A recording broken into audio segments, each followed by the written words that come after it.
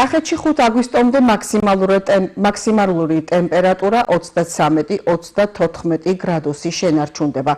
ღამის სიგრილე 18-20 გრადუსი დაფიქსირდება. გარემოს ეროვნული სააგენტოს ინფორმაციით უახლოეს დღეებში მოსალოდნელია ხანმოკლე წვიმაც. ღამით შედარებით დაიკლო კახეთის რეგიონში მინიმალურმა ტემპერატურამ 18 ცალკეულ რაიონებში 20 გრადუსიც იყო. თითქმის ნარჩუნდება თვის ბოლომდე რა დარჩა 31 და 30-31. მერე აგვისტოს თვეში ღამის ტემპერატურის მნიშვნელოვანი მომატება მოსალოდნელი არ არის 20-22 გრადუსი. დღის მაქსიმალურ ტემპერატურას რაც შეეხება ყველაზე ცხელი იყო 33-34, თითქმის 5 აგვისტომდე შეიძლება თქვათ, რომ ჰაერის მაქსიმალური ტემპერატურა დაახლოებით 31-33 გრადუსით ფარგლებში მერყეობდეს იქნება.